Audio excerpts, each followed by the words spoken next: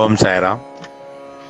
நம்ம பிரார்த்தனைக்கு நிறைய அதாவது எல்லா மதத்தை சார்ந்தவங்களும் வர்றாங்கன்றது தெரியும் எல்லாருக்கும். சாயப்பா எல்லா மதத்துக்கும் சொந்தமானவர்னு தெரியும். இப்போ ஒரு சகோதரி பேசியிருக்காங்க. அவங்க எவ்வளோ அழகாக பாபாவை கும்பிடுறாங்க அப்படிங்கிறது இந்த பதிவு கேட்டிங்கன்னா தெரியும். அது மட்டும் இல்லை, நிறைய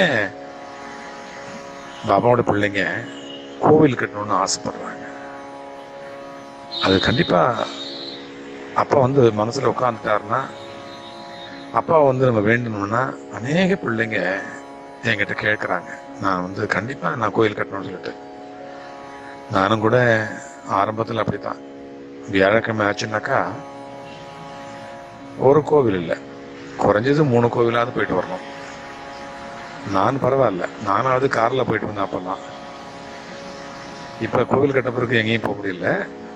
அதாவது வியாழக்கிழமை தவிர மற்ற நேரங்களில் மற்ற கோயில்களுக்கு எந்த பக்கம் போகிறோம்னா அங்கே இருக்கிற கோயிலை போய் தரிசனம் பண்ணிட்டு வந்துடுவேன் இப்போ கூட.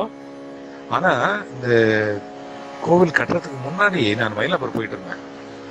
காலையில் 5 மணிக்கு அபிஷேகம் பார்ப்பேன்னு சொன்னேன் இல்லையா, அந்த நேரத்தில் எனக்கு முன்னாடி ஒரு அம்மா உட்காந்துருப்பாங்க அபிஷேகம் பார்த்துக்கிட்டு.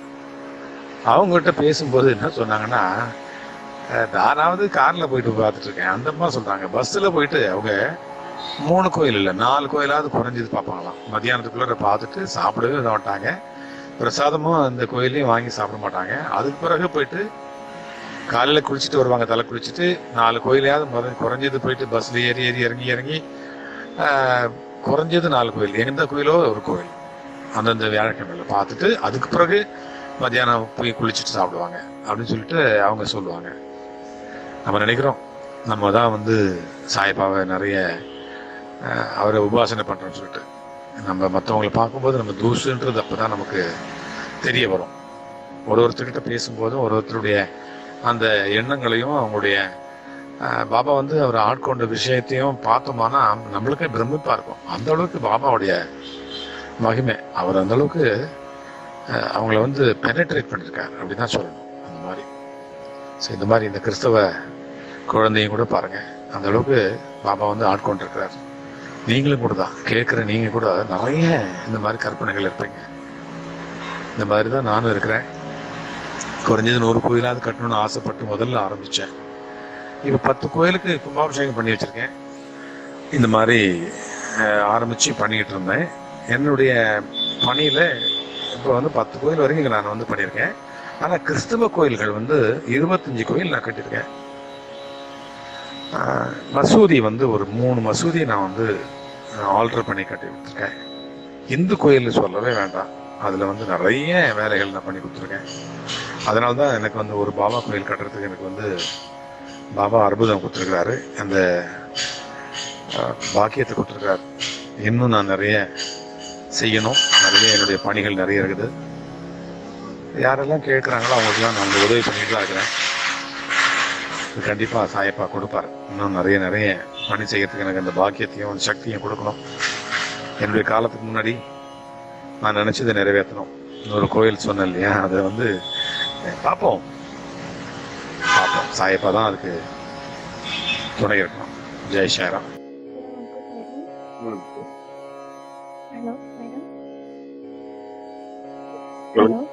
சொல்லுங்க.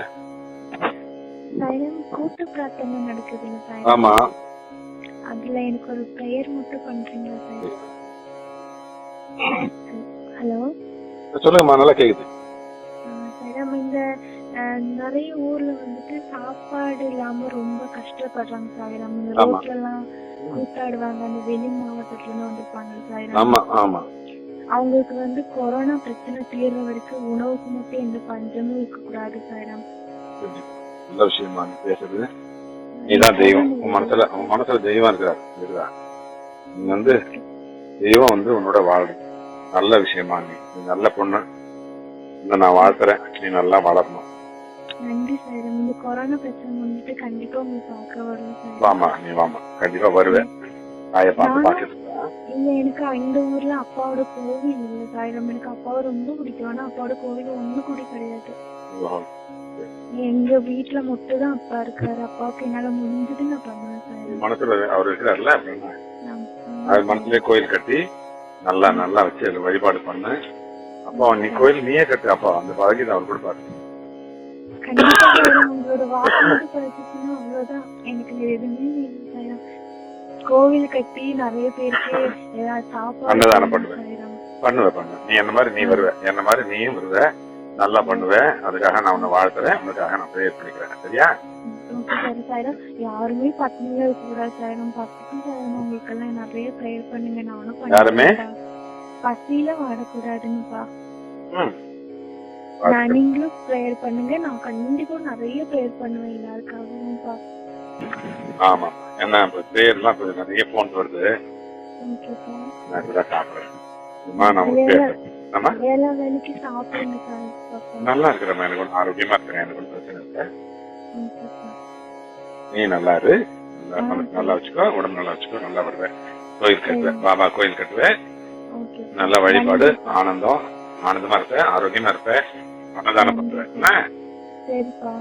என்னோட லைஃப் ட்ரீமே அதான்ப்பா. ஒரு வேலைக்கு போய் என்னோட காசுல 4 பேருக்கு நல்லது பண்ணணும்னு சொல்லிட்டு சாப்பாடு போடணும், அவ்வளவுதான் சார். எப்பவே நல்லா நல்லா நல்லா நடக்கும். நீ நடக்கிறது நடக்கும்.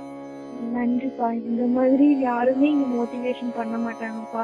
நீ எல்லாம் எப்படி வேலைக்கு போவ, உன் மூஞ்செல்லாம் நீ கண்ணாடியில பாத்திருக்கியா, அப்படிதான் சொல்லுவாங்க. தவிர இந்த மாதிரி பேசினது யாருமே உருவம் ஒண்ணு இல்லை, மனசு தான். மனசு இருந்தா எல்லாம் பண்ணலாம். பெரிய பெரிய ஆளா வரலாம்.